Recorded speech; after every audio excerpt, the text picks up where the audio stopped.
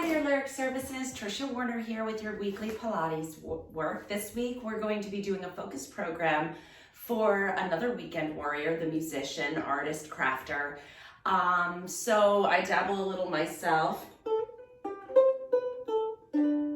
So we're going to be giving you a program that will allow you to enjoy the things you like to do without feeling the negative effects of repetitive strain injury. Our work involves a lot of repetitive use of our arms in a sitting position, as does playing a lot of instruments. So I have two children who are musicians, and one of my sons is sitting at the piano for minutes and minutes on end, working his fingers in a sitting position, much like maybe his job will be someday, sitting at a computer using his fingers. My other son is a very serious drummer and bass, guitar, you name it. So there's a lot of music going on in my house, and it got me thinking that maybe some of you spend some of your free time playing musical instruments, and wouldn't it be great if I could give you a program that could decrease the negative impacts of your recreational activities, because everything we do for fun has a good benefit on our body and a negative impact on our body. And if we can balance that out, we can keep doing the things we love to do without feeling any, symptoms. I remember seeing Dave Matthews back in college. It was an acoustic set, and I was second row right in front of him. And he kept stopping the show, shaking out his hand going, I have that carpal tunnel, he said it all wrong, carpal tunnel, but he was like carpal narpal tunnel, whatever. And his hand was going numb during the concert. And I was in school for occupational therapy at the time. And I was like, oh my gosh, here's this man's career playing music. Obviously he's doing fine because that was 20 something years ago, but I'm sure he got some therapy and he did some nerve glides, and you just need to take care of your body. Same thing for artists, which are often sitting and working in a repetitive way, or crafters if you're into jewelry making or, quilting, sewing, things like that. A lot of sitting, repetitive use of your arms. So that's what I'm going to give you today. Enough about that. You're going to need a couple of things: a long band and your foam roller. So if you don't have a foam roller, you can use a rolled up beach towel or a quilt. We're not going to do a lot of rolling on it. We're using it more as a postural stretch. Again, a lot of times when you're playing an instrument, you're kind of hunched over that instrument. You can develop some tightness through here, which could narrow the space for a lot of important nerves and blood vessels to travel down to your hand. So we're going to be opening up the front of the chest. We're going to be working the fingers in a different way to facilitate the gliding of those nerves, like the median nerve that does the carpal tunnel, okay? So let's get started. You're going to be lying down on your back with your foam roller lengthwise. So come on down and find the middle of your back in the middle of the foam roller. Okay, so we're going to open up that chest. If you're working over a sewing machine, if you're working over an easel, it's all front tight in the chest. And if you do none of those things, this is still good for you, because it also works well for the office worker. Okay, so in this position, think of a length through your spine. Turn your palms up to the ceiling. Just slide your arms away from your body until you feel a nice gentle stretch across the front of your chest and shoulders. Pause here and just take 3 nice relaxation breaths. With every exhalation, let your body relax a little bit more. I want you guys to be able to enjoy the things you like to do and not be plagued with inflammation or, pathologies because of the things you like to do. And if you keep up with this program, that is a very realistic goal. You'll be able to do everything you want to do forever. And then come all the way down. Bring your arms up to the ceiling, palms facing each other. You're going to reach your fingertips towards the ceiling, protracting those shoulder blades. Exhale as you bring them back down and think about wrapping them around the foam roller. Try to get some symmetry here. Get it feeling the same on both sides. Get them moving at the same time. A lot of times when we're playing an instrument, you know, there's a lot of asymmetrical work. One arm is out, one arm is in, or you're holding something and drawing or whatever it is. Right now, we want to try to get the left and right sides of our body working together. And then as well, think about how you can get one side to move as smoothly as the other, maybe.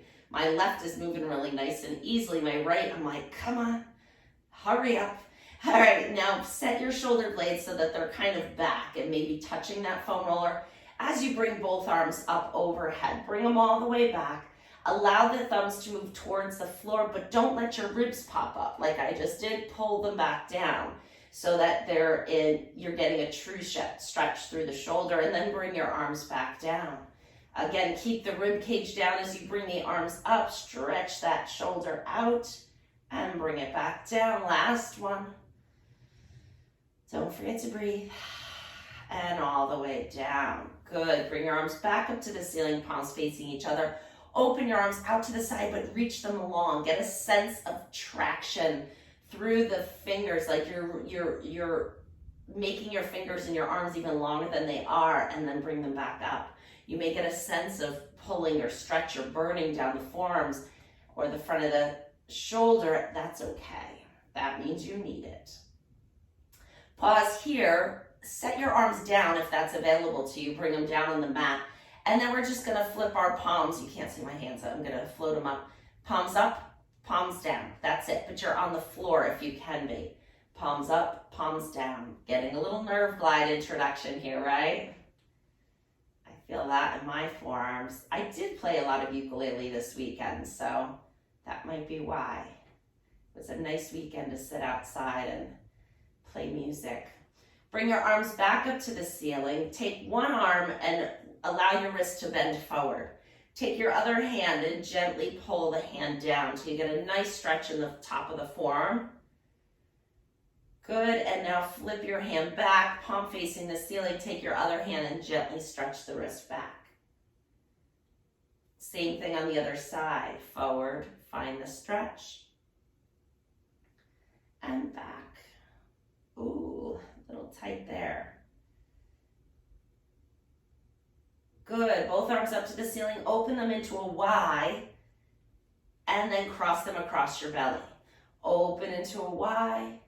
Cross, last one, and cross. Good. You're going to roll off the foam roller and turn it sideways or horizontally across the upper back. You're going to bring your hands behind your head and allow your head to rest in your hands. And now we're just going to gently allow your back to arch up. So keep your hips down. Allow your back to gently arch up until you feel a nice sense of gentle stretching. As you exhale, push your rib cage down, lift your head and shoulders up, and again, inhale. You'll see that as you go through your repetitions, you'll be able to get a little bit further. You can also scoot down or up if you feel the need to hit a different segment of the spine. I'm going to scoot up and down a little myself and show you what that looks like. Also, because that's what my body is saying it needs. Last one. Very good. You're going to scoot all the way down. Bring the foam roller right under your neck. So this is really nice. A lot of times when we're playing music or crafting or doing art, you're looking down a lot, right? You're looking down at your fingers. Or down at your music sheets. So now we're just going to release the neck and release some of that tension and overstretch we get from looking down. I used to look down a lot when I played ukulele because I had papers that I would put on the table so that I could read the music I wanted to play. I have improved my setup and got a tripod. My music's on my phone now, and I set up a tripod in front of me so that I can adjust it to the height that I need, and I can put it right in front of my face and use my fingers. Sometimes I still need to look down to see what my fingers are doing, but at least the music's at eye level. Lift your head up, come all the way down on the floor. All right, we're gonna do some dead bugs here. So First, we're gonna rock the pelvis forward and back a little bit to mobilize our low back and find that neutral spine that we'll work to maintain as we go through this exercise. Pause in the middle, hold it there. Don't lose that space in your low back as you float one leg into tabletop and the other leg into tabletop. Getting that second leg up is where you start to work, right? We feel a little activation here. Now you're gonna stay on one leg and lower that leg down to the floor, barely touch it and lift it back up. Inhaling down, exhaling up. Let's go. 3. Take your time with it. 4. Make sure you're not cheating. People tend to go like this, bend their knee. No, it's reaching that foot out, moving from the hip. The knee is frozen at 90 degrees. It's not moving. You'll get the work in the front of your leg and your abs. I think we have 3 more. 1, 2, and last one. Hold it here. Switch to the other leg, lower and lift. 1, 2, 3, 4, 5, 6, 7, 8. Keep breathing. Don't lose that neutral spine. Last one. Good job. Put one foot down, put the other foot down. Grab your band. We're going to put one knee into our chest, though. Pull it in nice and tight and stretch the other leg all the way out. Pull it in for a nice hip flexion stretch on the front leg, hip extension on the back leg. Good. Now we're going to loop that band around that top foot. You can bend your opposite leg if your hamstrings are tight. This will make it a little bit easier. Straighten it if you want more of a challenge. Keeping the leg nice and straight and strong, you're going to pull down to the floor and then allow the band to float it back up. Find that nice stretch down the back of your leg.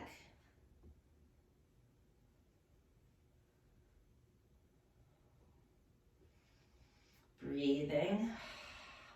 We're doing 6, so 2 more.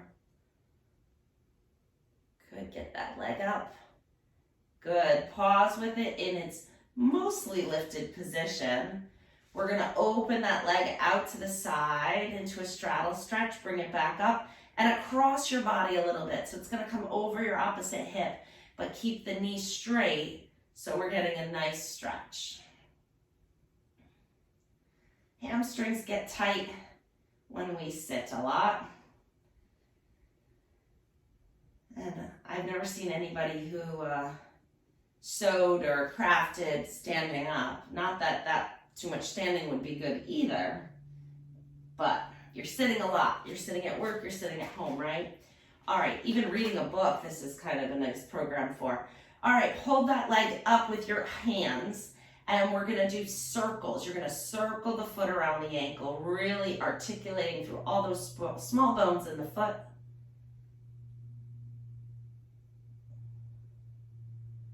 Ankles get stiff when we're sitting for a while. Switch and go the other way. My son's a drummer, so I know his ankles and feet move a lot up and down, pressing his pedals, but not so much circumduction. So this is a nice way to get some other movement in those joints. And keep the balance. Bend your knee, put it down, switch to the other side, grab that knee, pull it in nice and tight, stretch the other leg out long. Give it a good hug. It's, that's really what it's about. When I think about designing a program for a certain purpose, I think of what they're doing, what the person's doing with that activity. What's the opposite of it? Because we kind of need to move in opposition to maintain balance. So if I find they do a lot of biceps work because they're playing a horn or something, then I'd like to work the opposite of that and work the triceps kind of thing. All right, stretch it all the way up. One side is definitely going to be tighter than the other, and this is my tighter side.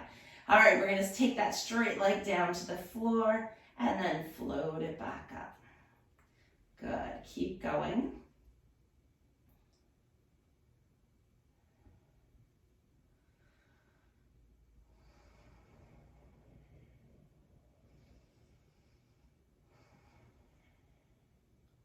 Let's do 2 more.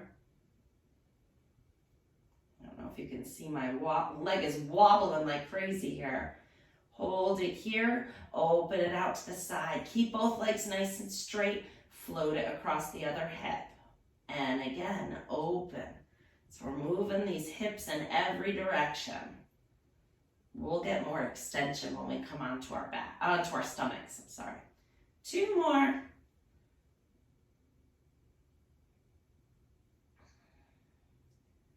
Good, take the foot out of the band, keep the leg there. Grab behind the thigh and circle that foot around the ankle.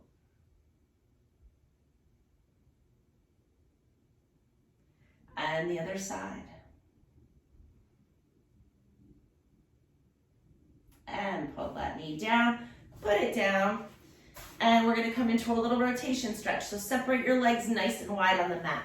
Arms come out to a T, palms down. Move your knees over to one side of the mat and sigh. Ah, feels so good, right? This is such a nice stretch. Breathe into it, exhale, bring the knees up and go over to the other side.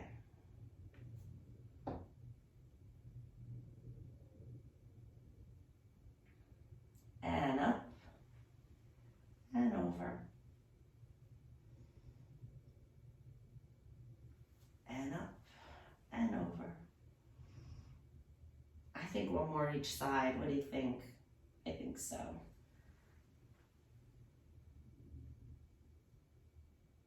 Last one. Good, we're gonna come up to sitting. So turn onto your side, come on up to sitting for some more rotation, but now we're gonna isolate it to the hip instead of the back as well. So you're gonna be sitting with your arms behind you, which is the opposite of what we do all day, right? So opposite, get those hands behind you. Open the shoulders, open the chest. This is a nice stretch here as well.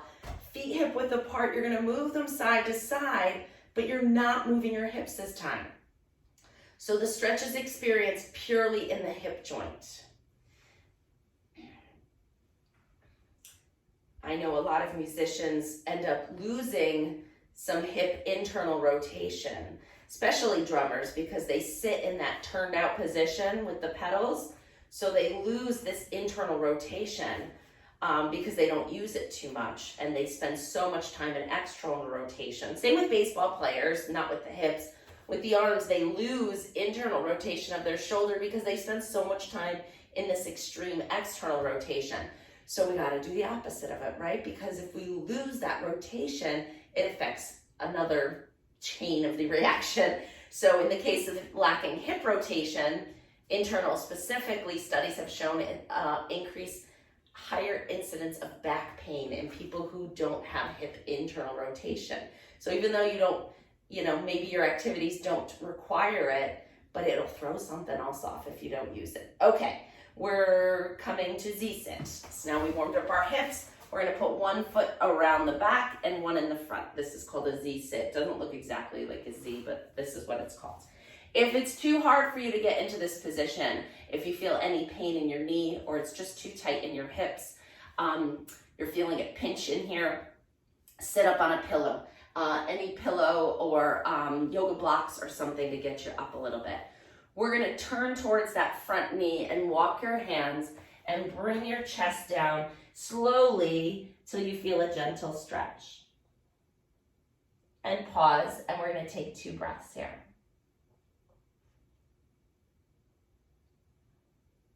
Good, now we're gonna push up. Keep your hands here, but now you're not leaning over that front leg. You're kind of up on your hands as support.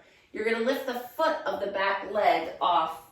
Move this so you can see what I'm doing. Lift the foot, so more hip internal rotation, right? 7, 8, 9, and 10. Pause.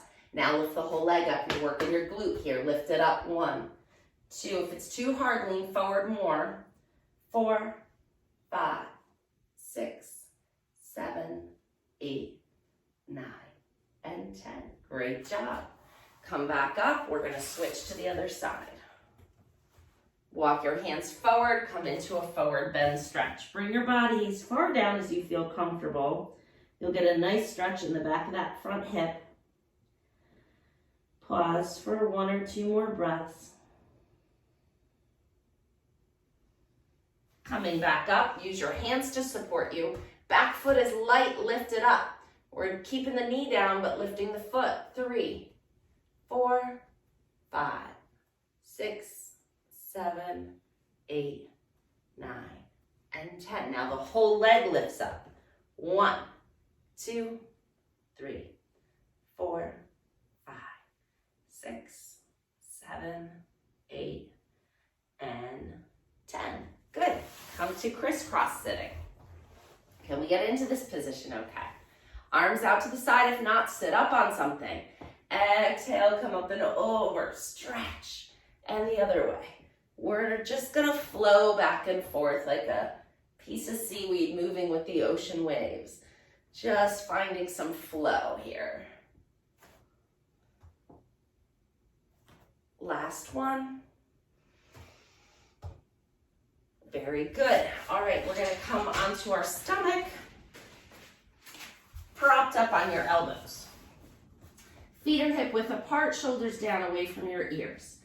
Push your hips down into the floor. Think about lifting your belly button away from the floor. So your abs are working, but your pelvis is pushing down into the mat, so your hip is in extension. You're going to bend one foot up 2 times. Straighten it, lift the whole leg and put it down. Other side, bend it 1, 2, straighten, lift and lower. I told you we would do more hip extension. Lift and lower. Doesn't have to be high. If you lift it too high, you're definitely arching your back, and that's not what we want to do with this one. We want to move just at the hip. So just keep alternating back and forth.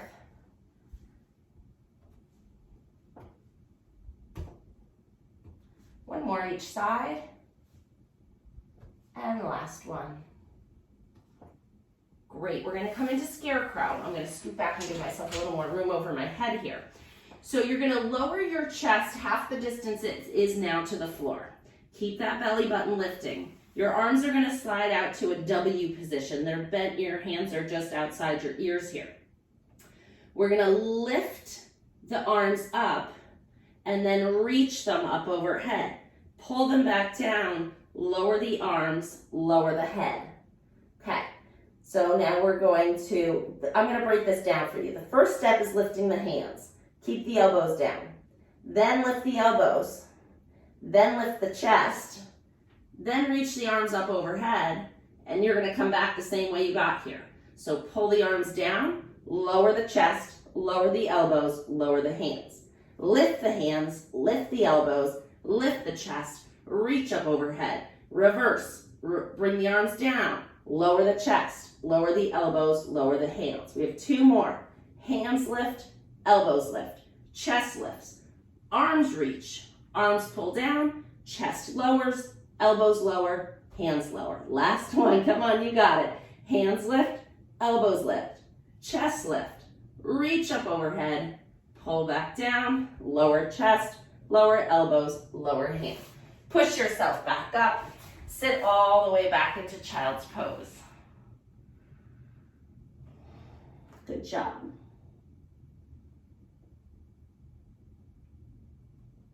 All right, we're gonna come into a plank position. You could do this either on your knees, so this would be option 1. We're gonna rotate into side plank. So option 1 would be hands and knees, and then you're gonna just rotate here, rotate here. Make it a little harder by getting the knees out away from you, here to here, or full side plank, up on your toes. Feet rotate as you twist to one side and twist to the other. So pick whatever one you want. We're gonna start now. So twist 1, 2, 3, 4, we're doing 8, 5, 6, 7, and 8. Good job. Come back down to your knees. We're gonna lower our forearms down to the mat. Keep the weight forward. The further you lean forward, the more work this is. You're gonna lift your elbows up and down for a triceps press. 2, 3, 4, 5, 6, 7, 2 more. Great job. Walk your hands a little closer to you. Sit back into child's pose. Just tucking one arm under the other, stretching all the way through, really opening up the back of that shoulder. And come back and go to the other side. Reach that arm under and really try to stretch the back of the shoulder blade here. Perfect. All right, we are coming into standing. I want to get into the nerve glides for the fingers here. So standing up nice and tall, we're going to extend one arm out in front of us. Palm is open, arm is straight, shoulder is down. Hold it there. Now we're going to gently close your fingers without making a tight fist. I'm just going to move my body around so you can see as I go. Bend your fist up, finding a nice stretch through the back of the forearm here. Good, now bend your elbow up, bring the elbow towards your shoulder, okay? Bring it out to the side and look at your fist. I'm losing my balance. Extend your arm out to the side, open your palm, fingers go down towards the floor, look away. This is so good to open up those gripping muscles that hold our instruments, our sticks, our guitars, whatever they are. Bring the backs of your hands together, draw your wrists up, but keep the backs of your hands, not your fingers, the tops of the back of your hand together. And then palms together, come up this way.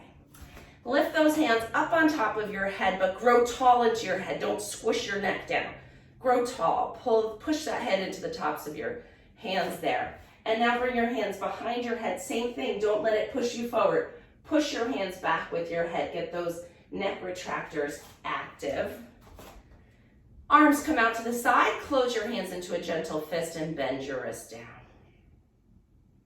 Arms come down by your side. Hands extend behind you. Fingertips pointing away, so my palms are facing the floor. Open your chest, lift your heart, and gently gaze upwards. Good. Come out of that, shake it out. Now, whatever arm you started on, we're going to do the other side here, okay? So we're going to extend one arm out in front, open the palm. Good. You're going to close your hand. Keep the elbow straight as you bend the wrist up. That's the hard part. Everybody wants to go like this.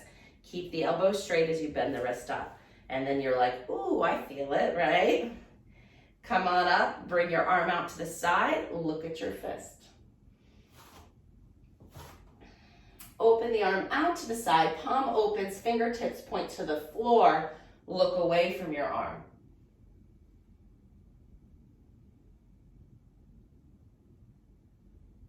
Good, bring the backs of your hands together, draw them up towards your chest. And then palms come together and come this way.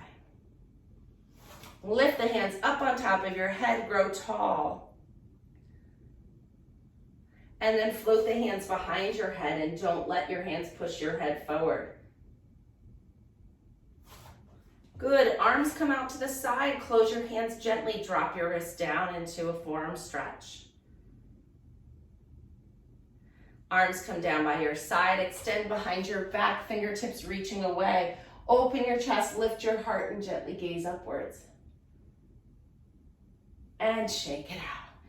All right, separate your feet so you have a nice brace of support. We're just gonna open the arms and turn the chest into a big backstroke here. So just adding full spine rotation. Last one, very good. Come with your feet a little closer together. Lift one heel up and then switch. 2, 3, 4, get all the way up on the balls of your feet.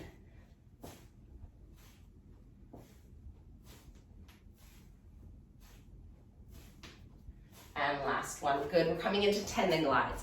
So fingers are gonna be up like this. We're gonna make little claws with our fingers. So kind of just bending the top 2 knuckles, keeping these big knuckles straight and then back up. Claw and up. 2, 3, 4, 5, 6, 7, 8. Fingers nice and straight, tabletop. Now we're moving just from the big knuckle and up. And 2, 3, getting those individual finger muscles. 5, 6, 7, and 8. Fingers up. Nice flat fist. So flat on the top, flat on the side. Up. So keep those fingertips out of your palm. 4, 5, 6, 7, and 8. Reach the thumb across. 2, 3, 4, 5, 6, 7, and 8. Stand with your arms down by your side. Shake the shoulders out. We're just finishing with a roll down. Inhale, nice and tall. Soften your knees. Exhale, nod your chin to your chest. Round your shoulders, round your mid-back. Coming up over the front of your body till you find a nice stretch. Pause here and breathe in. As you exhale, tuck your tailbone, round your spine, rolling up one vertebrae at a time till you come up to nice and tall. Let's do one more. I know we're a little over, but we need to do one more. Inhale, lengthen. Exhale, nod, and round. Inhale while you're down here. Exhale, rolling up. Great job. Keep up the good work so you can keep doing all those fun, wonderful things you enjoy. Have a good rest of your day, and I'll see you next week with a new program. Bye.